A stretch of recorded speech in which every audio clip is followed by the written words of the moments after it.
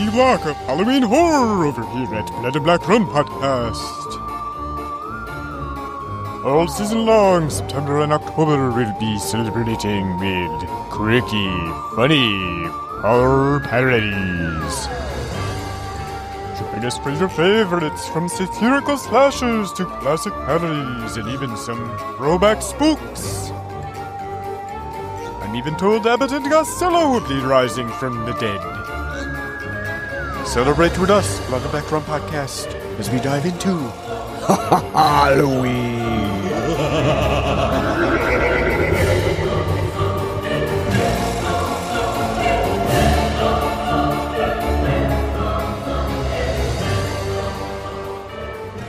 Hey guys, welcome back to the Blood and Black Run Podcast. I'm Ryan from coldsploitation.com, and I'm joined with my co-host Martin. How's it going?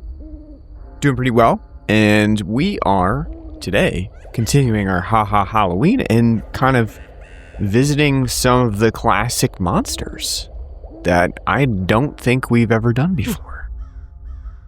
We've never done any Universal classics, have we? We sure have. Which one did we do? The Mummy. We did the not the Tom beginning, Cruise classic. The beginning and the end of the Dark Universe. That's right. I forgot about that one. That's true. If you count, how could you? That is gonna be a bee in my bonnet for. If you count that one as till a classic, till the day I die. Yeah, I forgot about that one. I forgot we did that. But yes, I meant more of the late 1930s and 40s classics of the Universal lineup. And just a fun story before we get into the actual film for HaHaHalloween this time. One of my fondest memories of Universal monsters in general are Pogs. Remember Pogs? Yeah, I loved Pogs. Loved Pogs.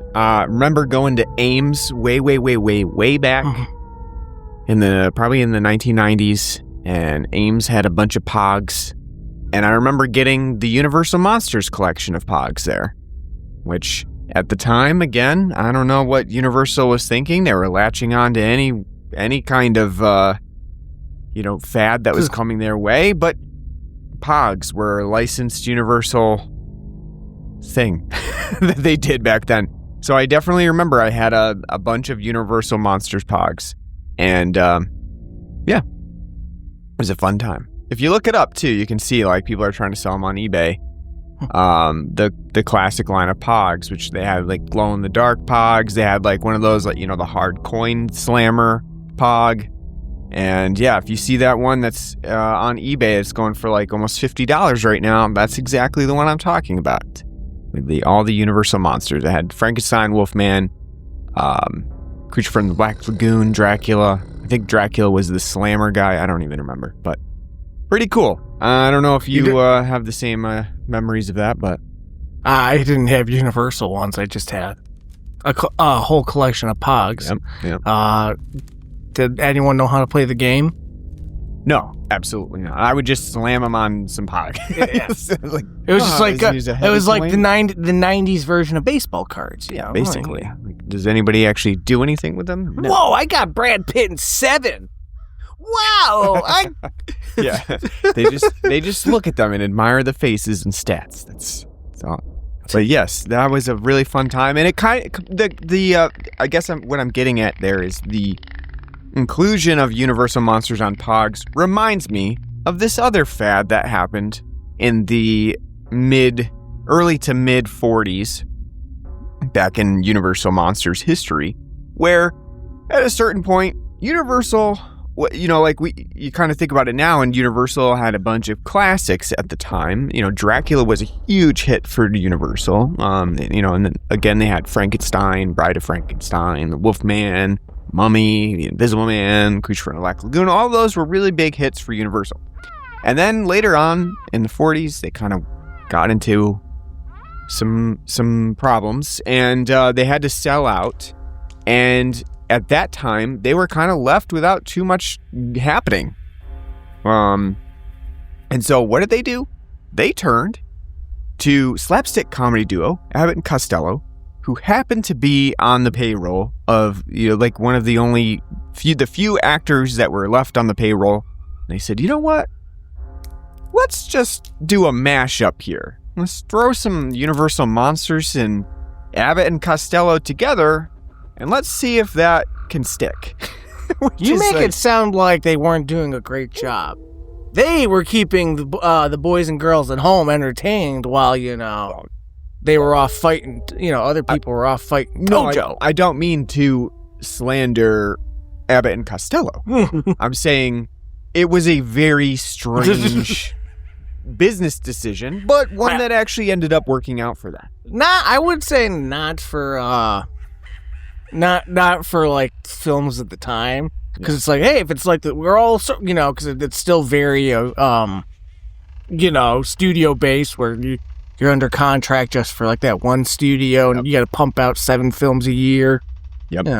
So I mean, it's like, hey, we got this property, That's and I think that's pretty much where their heads were at. They were basically like, well, we've got these guys, and we've got Universal Monsters. They've been popular. And then not only that, just a few years before the Abbott and Costello movies took off, including the one that we're doing today, Abbott and Costello Meet Frankenstein, which would be the first in the series of Abbott and Costello Meet Universal Monsters. They also had these like various films that released that did kind of combine all the Universal Monsters together. They kind of call them like they're kind of known as what do they call them? Horror.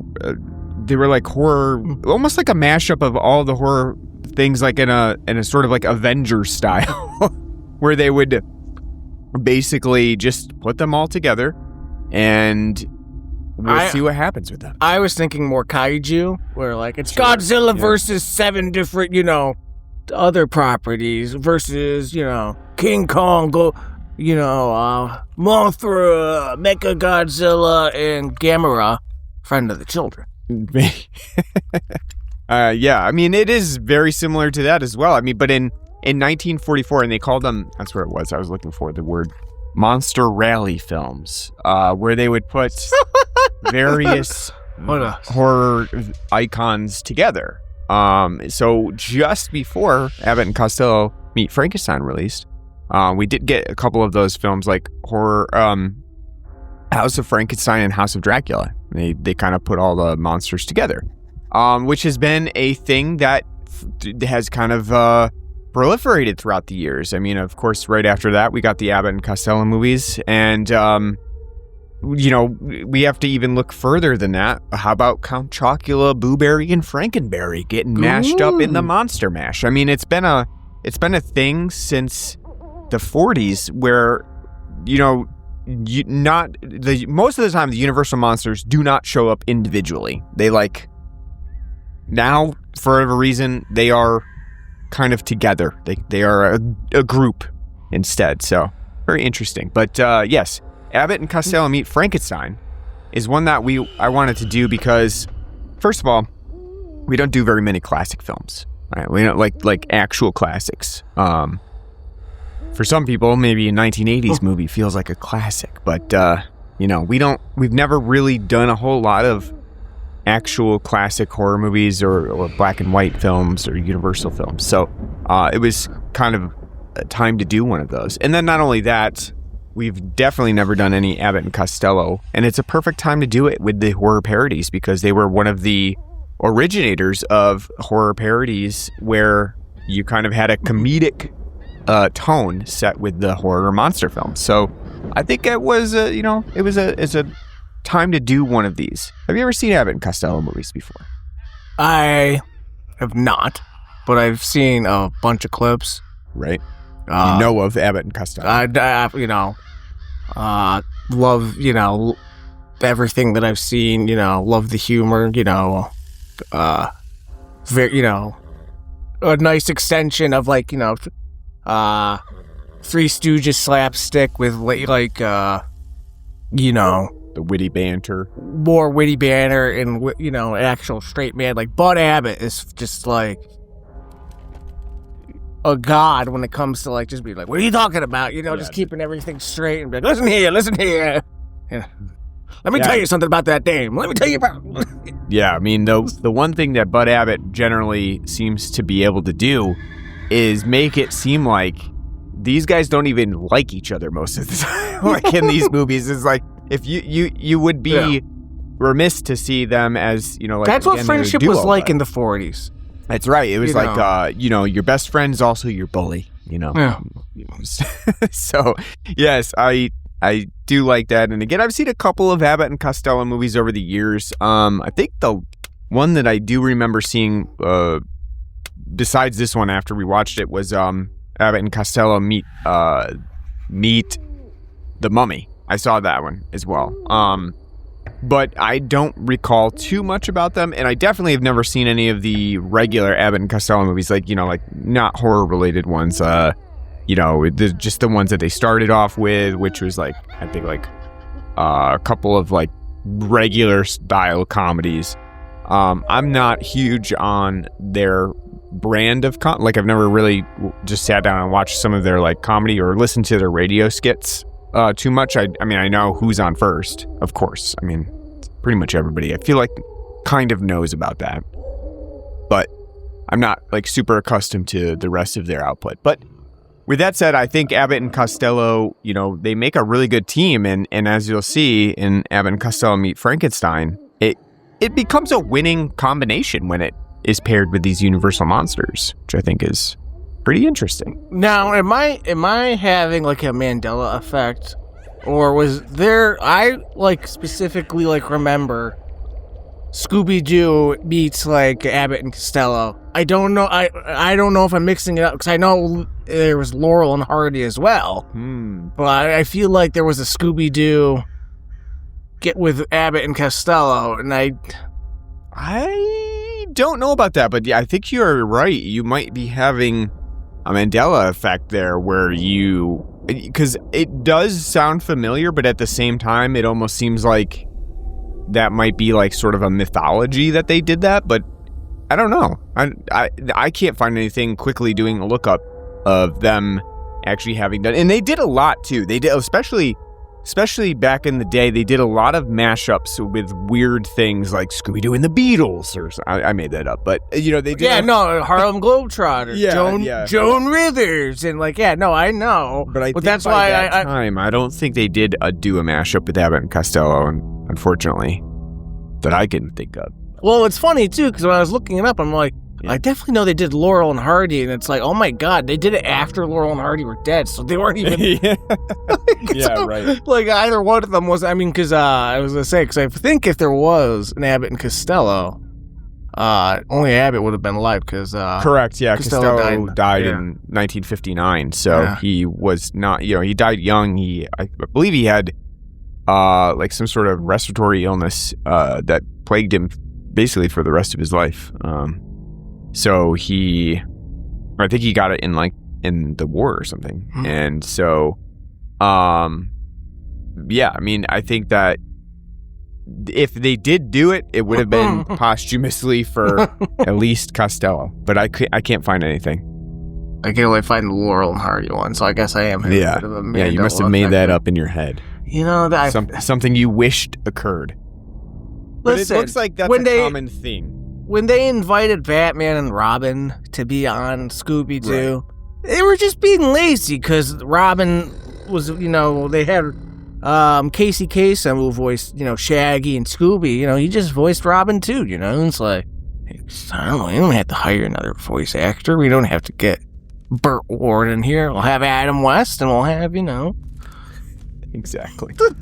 And I think that's, you know, like I said, I think it's a common misconception that they Scooby-Doo and Abbott and Costello had a mashup, because I could find some references to people asking about it. But actually... It's the little known Mandela effect. It's like a little, you know, further down on the list. Now, I want to say, too, to get this out of the way before we start the movie, I am not a big Universal classic horror fan. Really? Yeah. I find a lot of the films to be very just boring and bland, and Now, is that because you find old movies to be boring? Or No. Because it's it's like a modern day like thing too with it. Like Frankenstein, I think is probably the one that still stands out the best. Mm-hmm. But then you got like all the sequels that are garbage. Sure. Dracula, I never cared for. I don't like Bela Lugosi as Dracula. I think it's just not scary at all for this guy. Be like, oh yes, come, you know. He doesn't make vampires scary. He just is some European guy. Exactly. He's just some foreigner, you know. Yeah, and that does, you know, kind of what it boils down to, especially when you just think about the subject matter. And that always was the intention of the subject matter. It's like, European dude from Transylvania is quite scary, and we don't understand him that well, you know. That's why they gotta stay there. As I say, fucking Wolfman, I always thought looked like shit, and just pure shit. Like, I'm a Hammer fan, so thank God for the Hammer, you know, revival of the 50s and 60s, because they take this Drek and, you know, make it into art.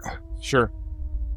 Understandable. And I would agree. You know, I think that now there's a lot of people who would look back on those Universal Monster movies and fail to see the appeal, for one thing. I think you kind of voiced that opinion too when we did the classic Godzilla episode. Yeah, which again kind of highlights some of the issues with classic films, and like again too, we've come such a long way. Back then, especially, you know, in the 20s and 30s, people were just happy to be seeing anything on screen, you know? So it's definitely hard for us to relate in a lot of ways. But at the same time, I think, it's not necessarily an issue with older style films. It's just that sometimes they did not flaws. The flaws are more glaring. Because again, it's more assembly line, like quick out. Like again, like for sure, for every Citizen Kane, like for any like Orson Welles film, like the Third Man and all that stuff. Like Sunset Boulevard and all that. There's like 30 other films that are just like yeah, you know. So it's like I said, like it's not because they're old. Like, there's, like, things, like, again, like the super, Metropolis style, like, futuresque style for, like, the science. I think that's, like, a classic look and still holds, still stands the test of time. But, like, again, I think, just overall, I think especially when it comes to horror, because horror and comedy are the ones that age the least gracefully, Yeah, right. There's, reason why Citizen Kane still holds up and something like this, probably won't. Sure. But with that But again, yeah, I would say still watch them for the experience. You gotta still see them. Yeah. And then a lot of these have been added to the Library of Congress as well. Of course, being important, basically important additions to the horror or any cinema, really. So I have to point that out as well. With Abbott and Costello Meet Frankenstein being one of them that's been added. So it's in the Library of Congress and also basically copyright free at this point. So, all right, let's take a break real quick and talk about the beer that we have on the show. This was your duty to pick one out today, and it looks like you went and you got one. You were trying really hard to find one that we have not had before. You were trying either ones that we're looking for Oktoberfest that we've never had before, or maybe something different that's in the lineup, and you finally were able to find something. What is it? So when I was out perusing today, I went to another local beverage center that I haven't been to. It's been around for a couple of years now. Mm-hmm. Just haven't stopped there because I just don't drive my way out that way too much. So I stopped in there, I was looking around. Saw a couple of things I thought about getting. Like I was thinking about getting the Common Roots Oktoberfest. Yep. Cause I saw that you've had it. Because I usually go check my Untapped to see, if it's something worth, bringing on just because, to see if we've had it or not. I haven't had it, but you had. Mm-hmm. I was just looking around and walking the aisles, and I see, one of Lawson's finest liquids, Fest beer. Now, Lawson's, they're based out of Vermont, nice Green Mountain State. We do get a couple other stuff around here. The only thing that I believe I've ever had by them is their Sip of Sunshine. Yep. Which is just IPA. Mm-hmm. That we do get quite frequently around here. So it was the first time ever seeing them put out a fest beer. Maybe they've done it before, but first time it's been around here. So I jumped on it because it's not just a Marson, it's a fest beer. That's right. Fest beer style. So what do you think of this fest beer? I like it. I think it's pretty tasty. It's like you said, haven't had a lot of Lawson's. Had the Sip of Sunshine, and I think that's probably about all the things that I've had from them. Unless I've tasted or kind of been at a beer tasting and tried something else. I don't really recall. But I think that it is a very quality beer. Nice fest beer style. Has a nice light lagerness to it. Still has a tad bit of breadiness there to kind of give it that fest beer style, body to it. I think it's overall very drinkable, very, very sessionable. Again, too, this is another one of those types of beers where we're going to complain at a 4-pack of an Oktoberfest is pretty difficult to, stomach. Yeah, exactly. I think that it was $16 for that 4-pack. Yeah, so. Exactly. I think that's can be problematic. That it's like, I'm going to go through these really fast. But at the same time, I do think they've done a really good job with it. So, I would applaud the actual fest beer content, and I would definitely get this again. I think it's really solid from them. Yeah, no, I like it a lot. It has all the notes that you want in a fest beer. It's got light biscuity notes, breadiness. Yep. You do get a nice little kiss of floral hops in there. Sure. Little sweetness to it. Very smooth. Like a medium body. It's got like a, little bit of a heaviness to it, but very, he's, drinkable. Like it a lot. I know, when we were first starting to kind of dip into fest beers 5 years ago, it was more like, I just can't let imagine. I've totally flipped on that. I love both styles. I love these fest beers. I keep them coming.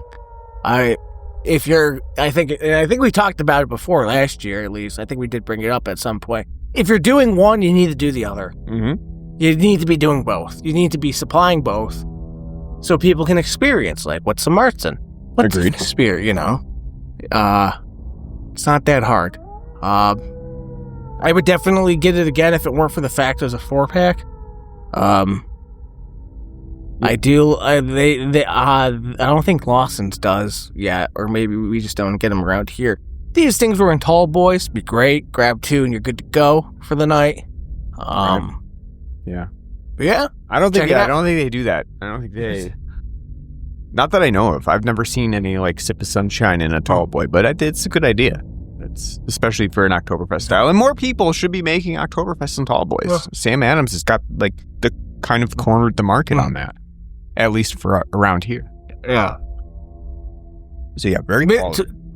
As I say, totally missed opportunity. Genesee should be doing that. There you go. They should be doing Tall Boys as well. I mean, they have before, but the specialties put it. I agree. They really should be. All right, we've dickered enough around here. Dickered? Let's get on to the I didn't know here. I didn't know we were gonna be doing the sci-fi classic that you've never seen before, Blade Runner today. Ooh, yeah. Oh, that's Decker. That's right, Decker. That's right. The new Alien Earth TV show has like almost like a Blade Runner-esque character in it. It's like that's got to be intended. It's Timothy Olyphant's character. Just watch it. It's pretty good. I've been hearing that a lot from people. There's people at work that have been talking about it quite a bit. I enjoyed saying it. I mean, it's over. Its first season has ended now, but I enjoyed it. Liked it. All right, but with that said, let's get on to Abbott and Costello Meet Frankenstein. So, I guess the first you're. Hold on. Yeah, you're pronouncing the name wrong. Abbott. No. And Costello. No. What? Frankenstein. Frankenstein. Yeah, we've done Young Frankenstein. I should point that out. Can't remember what episode, so you'll have to do your own research into whatever. It was whatever. Poor Gene Wilder passed away. Yeah, whenever that was. Rest like a decade ago almost. Can't quite remember when that was, but so Abbott and Costello Meet Frankenstein. I think some of the interesting things. This film has a lot of interesting things about it. It's like that we pointed out in the initial intro. The fact that the way that the development of this film was, the direction that it went. But at the same time as well, I did want to point out too that though I think Abbott and Costello do a great job in this film, they were not really that happy with the script in it. I think they, again, they bring a lot of their slapstick and witty banter comedy to the film that may not have otherwise had much going for it if Abbott and Costello had not been in the movie. Because when you really boil down this movie, it really has very little plot to it. You can probably summarize it in 3 words as to what happens in this movie, because it is very truncated in the way that it presents a plot, and it relies a lot more on Abbott and Costello being a duo than basically anything else that happens in the movie. It could be 4 20-minute serials.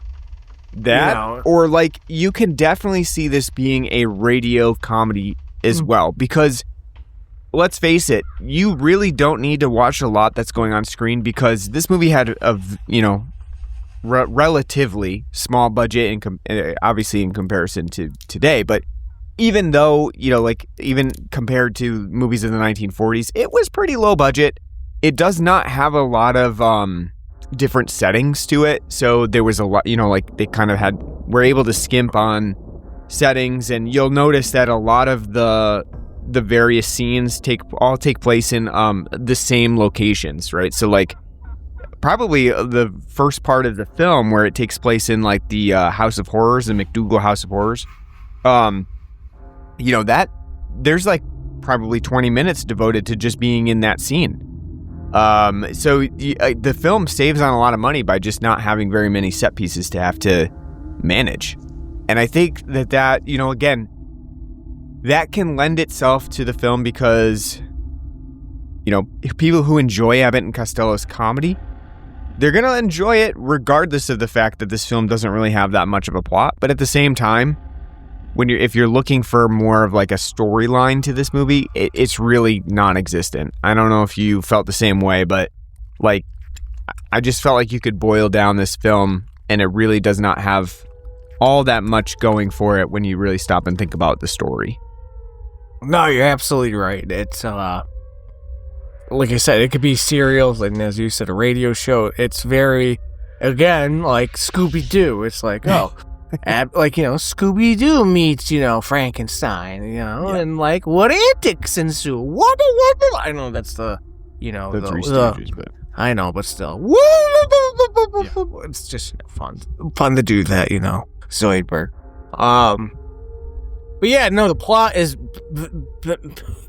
bare minimum. Bare bones. They work at a luggage place. Oh no, antics ensue. Some hard ass shows up. You better get my shit to my place. And then he's like, I own a horror shop in Florida. Woo! Which is funny, because Florida's its own horror show. And then they just cram in 3 universal monsters, for like what? It makes no sense. Like, why would why would Count Dracula be like, we must revive Frankenstein's monster? And then the Wolfman's like, no, I must be the hero that stops all this, but I can't stop jacking up. I mean, turning into a wolf. Ooh, it's stupid. It's just absolutely fucking stupid. I do agree. I think that, you're right with the idea here, and the thing that kind of set this trope in motion for years is that Dracula is kind of this leader of the monster mash. He's the guy who's basically getting everyone together for some reason. And you're right. The reasoning behind him trying to get Frankenstein and control him is basically non-existent in this film, because the idea doesn't really make a lot of sense. Why does he need a Frankenstein monster? What is the ultimate goal of having him under his possession? Dracula can already hypnotize people, so it doesn't, he can already turn people into zombies, as shown in the movie, because Costello, it's Abbott. Abbott is actually hypnotized by Dracula at one point, and the film basically shows the potential of Dracula to be able to do that. So, why does he need yet another monster at his disposal? It's really unclear. It's, and again, the film, the overall plotting is just basically Dracula is working with another doctor to get Frankenstein to be under his control, and then that's it. Basically.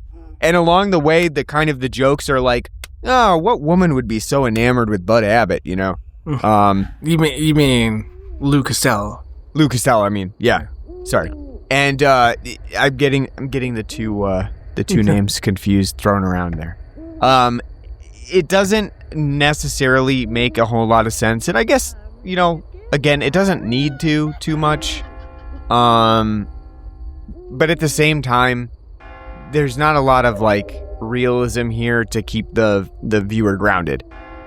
With that said, though, I think the overall, even though the scope of the film is really limited, what do you think about the comedy? Is it led by Abbott and Costello? Are they really the only things keeping you watching here? Or? Yes, absolutely. Their brilliant slapstick setup and bits and witty banter is literally what keeps the whole thing going. Now, I can't say, because one of the things we don't do on this podcast is a lot of research into it. Sure. So we're just fans watching movies, So I don't know if they when you said they didn't like the script, if that was them, improving or having their own bits set up.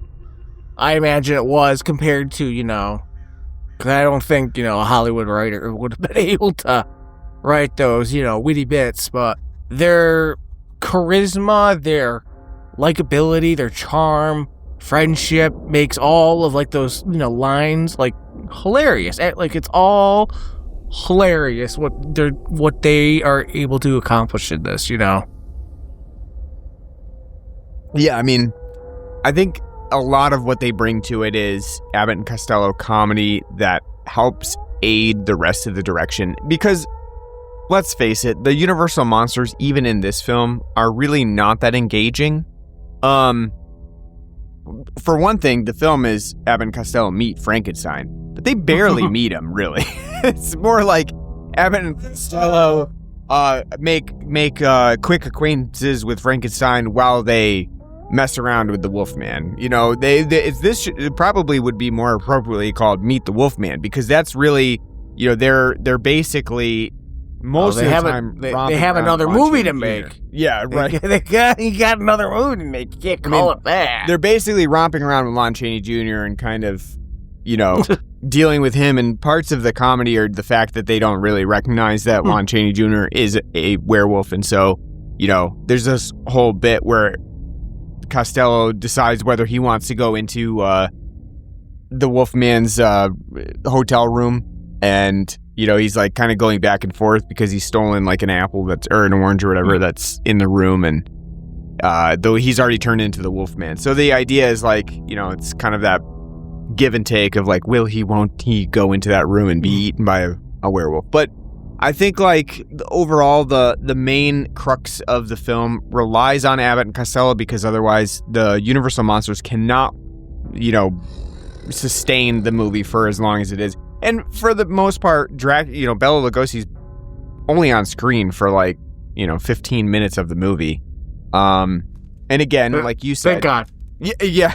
Like you said, not super effective. I think this movie actually does a pretty good job of exploring why Bela Lugosi's Dracula can be seen as sort of like a goofball, because, throughout a lot of it, he's just basically standing around with his cape over his face, and Costello comments on that multiple times. So it doesn't, every time he's making fun of him, he's like, oh,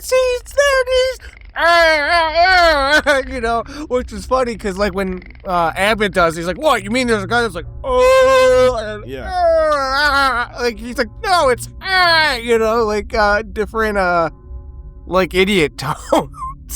The film makes a good mockery of the monsters, particularly Dracula. I mean, and that's kind of an issue in its own right if like you're trying to go back to the Universal movies with Dracula, and you just watch Abbott and Costello and they've really taking the piss out of him. Yeah, exactly.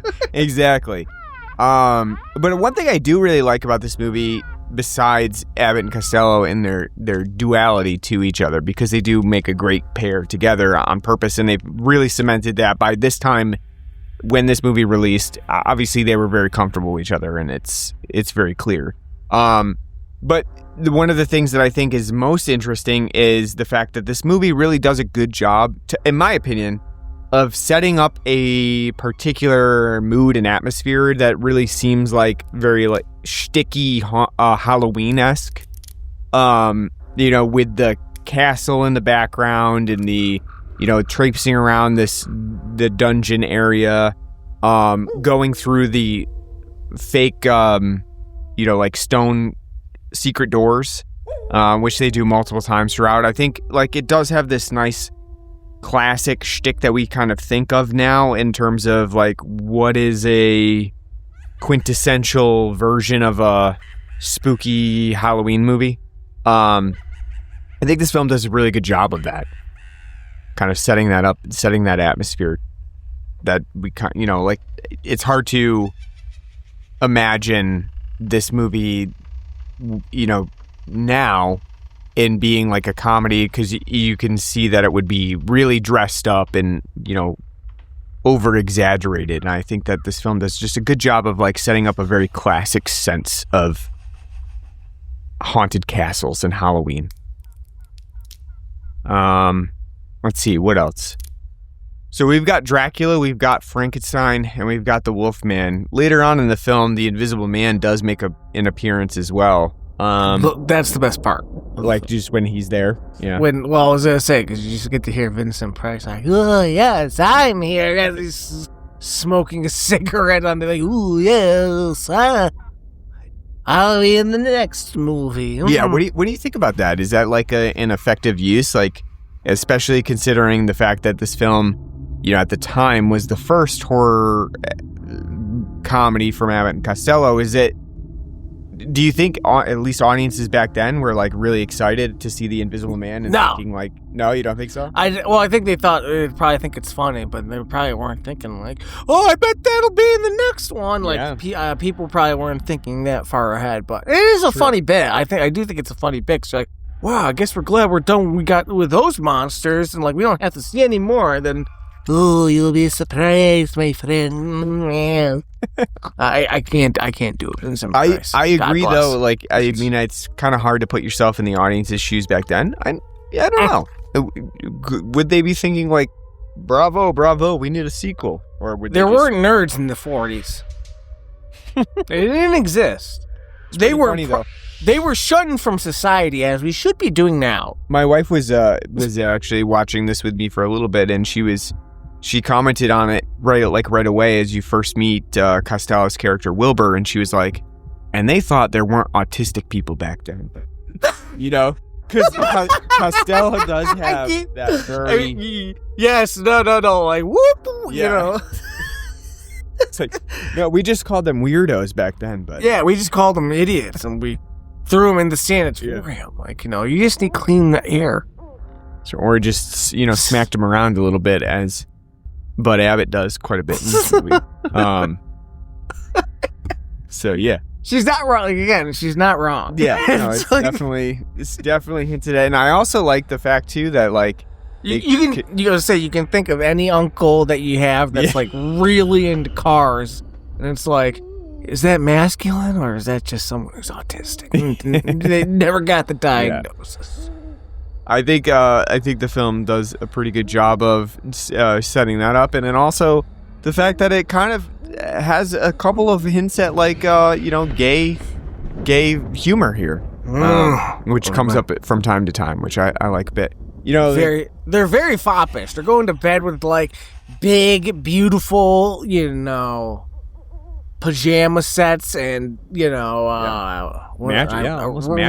and, sets, robes and stuff. Like, it makes sense. Possibly, Abbott is just a little bit jealous that Wilbur's getting attention from females when he wants his own. He wants them for himself. So now you listen here. They survive the Great Depression. They're just rooming together out of the need to afford things. True. That's very true. You're just roommates out of necessity. Yes. Let's see. But yeah, other than that, I mean, again, like we said, the plot is really thin. And I think that's probably one of the biggest downfalls of this movie. Also, I would say a couple of the jokes were a bit thin over time. One that really in particular stood out to me was when they were in McDougal's House of Horrors, and there was that continuous callback to Costello thinking that he saw Dracula coming out of the coffin, and then calling for Abbott's character to come back. And that goes on like 4 or 5 times, where the expectation is like maybe only 3, like, I think it goes on a little bit too long. I don't know if you felt the same. Maybe extended just a little bit more than we're used to, where the joke kind of wore thin. No, I think it did work, but it does go too long, because it's like, just like, ooh, no, please come back, ooh, no, please come back, ooh, no. Like, it is hilarious, but it's, lasts a little too long. Yeah. Because it's like, creak, the candle moved. Did the candle move? The candle moved. No, the candle didn't move. You're just stupid. Like, the ones like that's more effective when it comes to that is when they're actually in Dracula's castle. Yes. And there's the secret wall, and they're like, boom, boom, that hiding. One is more effective because it relies a lot more on actual visuals, whereas the other ones are kind of like just auditory, and there's not really a whole lot of payoff for some of those bits. So I don't know. That's one of the areas where I thought, like, and again, it's not just within like this film, Abbott and Costello Meet Frankenstein, but you might find in a lot of classic films, the things that you would expect to kind of stop over a period of time are played out just a little bit longer than we're used to, and that's potentially just because of the time period. Yeah, exactly. The difference of time period, yeah. Well, you think about it, too. Their most well-known bit is Who's on First. Sure. It's like a 10-minute bit. Sure, yeah. It's hilarious, but I mean, again, it's a long bit. Yeah. If you're not one of long attention spans, you probably won't, be able to enjoy that ride. Yeah, I mean, and then you have to remember too, what else were people doing back then? They were going to go home and stare at the washing. So beat their wife for not making a sandwich. That's right. So they were. By the way, I love the other doctor, the professor, who's like when they're like, "Do you understand woman?" And he's like, "No, I'm gonna go get a drink." That's what everyone was thinking. You know what the best part of the movie is? When fucking Frankenstein's monster yeets that bitch out of the window. Right? Yeah, just throws her right out. I was laughing so hard. Like, it's just like, just grabs her and go, just blasts her right out. Just Agreed. And so you haven't commented on, how do you think this does for Halloween as a Halloween watch? I think it's fine. I think it's a fun watch.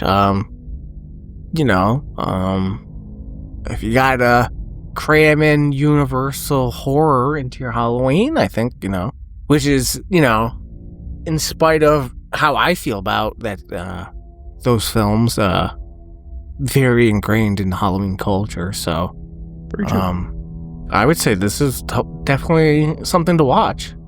Yeah.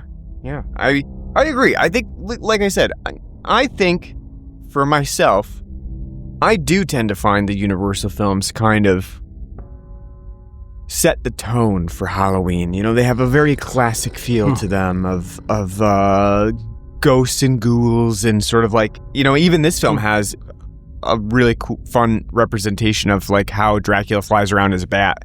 It's kind of got that like animation of the bat swooping in, and then he's transforming, and it's kind of, I don't know, it's kind of endearing to see like the cheaper effects and what they used to see as the, spookiness. So I think it works. I think it has like an endearing quality that sets the tone and the atmosphere. So I would recommend it for a Halloween film as well.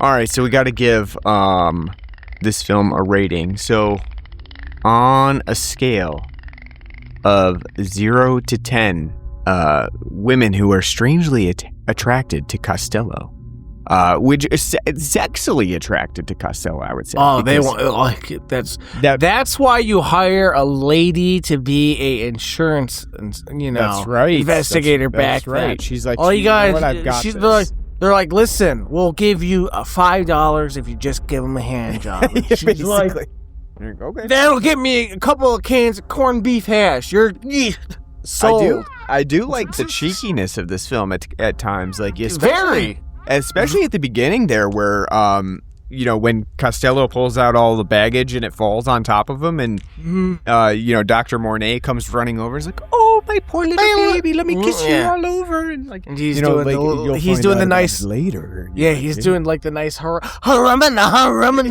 yes. Tex Avery, steam coming out of his ears and everything. I mean, that's again, it was very very raunchy for the period, so. It still works though. It's very, appropriate and fine. Of course, yes. No one was offended. I don't think anyone was seriously offended by it, but it's still a nice little inclusion there. Well, you should have been. That is not Christian approach. Listen, I will say before we go into the rating, one thing that I hate about films of this time period, and it goes from like early Hollywood all the way up until like the 60s. If there's a woman on screen and it's a close-up, soft focus. The Vaseline smear. Yeah, Vaseline smear. We gotta have that nice, soft focus lens to make you look like a proper lady instead of the whore that you are. Like, it always bugs the hell out of me. They said pores? What pores? Yeah, it just Women bugs don't have. It just looks like shit, and it always bugs the shit out of me. Because, like, even like with like Star Trek, like that was like the first time I ever watched when I was watching like TOS like 15 years ago. It's like Kirk's looking at a woman, he's stone-faced, and then it goes to the woman, soft focus lens, angelical, and it's just like stupid. I don't understand it. But anyway, I'll give the film a 7 out of 10. There's nothing here. It's a empty calorie film, but it's enjoyable, like junk food, because Abbott and Costello are fucking hilarious. Their bits and jokes are hilarious. Still stand the test of time. The slapstick is hilarious. They play so well off each other. They are able to make this bare bones, what the fuck is this movie, into a film that is easily worth watching. Their chemistry, charisma, they got it all. So I would say just like watch this movie just because of that alone. Other than that, like, Bela Lugosi, Lon Chaney, they're all, and the whole setup of the film is, it is what it is. It's not anything spectacular, but they're able to turn, chicken shit into chicken salad. So 7 out of 10.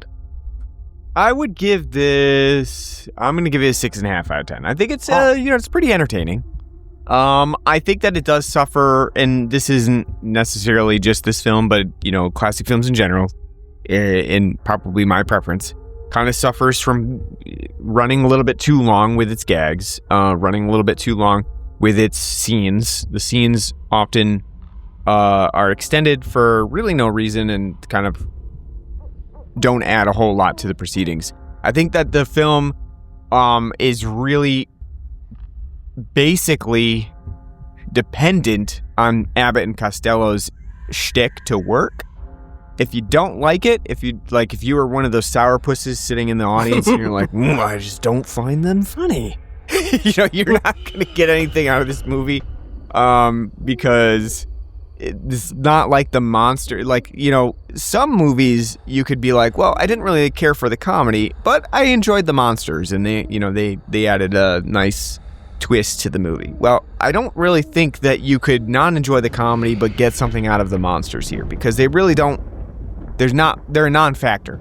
They basically made up a script, and they were just like, we need to get these monsters into the movie somehow. So, like, put Dracula in there, put Frankenstein in there. We have them at our disposal, so just put them in there. And so I don't really think they do an awful lot, and I don't think they really make the film move forward. It's Abbott and Costello who really trigger things to happen. And again, your mileage is going to vary on whether you think that slapstick and witty banter formula works. For the most part, for me, it does. So I can definitely understand the appeal of this type of film. What I think is really weak about this movie, though, is just that it doesn't have a plot. And the plot, you're kind of expecting something to occur, and really you can just summarize this movie in like one sentence, and there's really no other complexity to it. It's very simple, but I think it's entertaining enough, and I think it does do enough to make it an interesting film to watch for the Halloween season. So 6.5 out of 10. I definitely wouldn't recommend it to everyone, but I do think it's an important film to watch, especially for the historical context of it. All right, so that's it for our coverage of Abbott and Costello Meet Frankenstein. We've done a classic. I think we're gonna do we've got a few more episodes on the agenda. I do know of a couple. We're starting to get into those ones where we're like, well, let's save them till we get towards the Halloween season. So I think we might go towards the one of the ones that you're thinking of that is probably going to be included in horror parodies that we've never done before. That might be our next one to go to, which would be Scary Movie. Ooh. I'm thinking it might be time to do that, because I got a couple other ones lined up, and I definitely want to do them even closer to Halloween, because they are actually Halloween movies. Like Halloween is part of the plot. So, but I think, again, we're doing classics. We just did Abbott and Costello. Let's move on to the other more recent classic of horror parodies, the Scary Movie. So should be fun. And actually, I don't think we ever had this one lined up, but my wife and I just recently watched Saturday the 14th, which is another horror parody that is not as well known as some of the other ones. Pretty funny. Okay, so kind of like that's not Shriek If I Know You Did Last Friday. No, that is not it. No, it was a different one called Saturday the 14th, and that one is sort of like Airplane-esque, very similar in like that kind of humor. in my opinion. So, never seen it before, but I thought it was pretty funny. Nice. All right, so if you want to listen to our continuing episodes on HaHaHalloween, I think we got 4 weeks left till Halloween. You should subscribe to us on pretty much any podcast app that you can think of. We're on Apple Podcasts or home base at Spotify, whatever you listen to. I'm sure we're on it, so subscribe. Leave us a nice review. We are on Facebook and Blue Sky. Just search for us on there, Blood and Black Rum Podcast. Like us, tweet us, whatever you do on there. Helps us out, especially. We want to hear from you, so appreciate that. And we have an email address at bloodandblackrumpodcast@gmail.com where you can write to us, let us know what you like, what you don't like, what movies you want us to cover, and we'll keep that in consideration. You can always donate to us on our Spotify or Patreon pages. Anything you donate goes back towards beer, so we appreciate that in advance. Thanks for listening to our episode on Abbott and Costello Meet Frankenstein. Hope you're enjoying HaHaHalloween, and we'll be back all October long with more episodes. So until then, take care.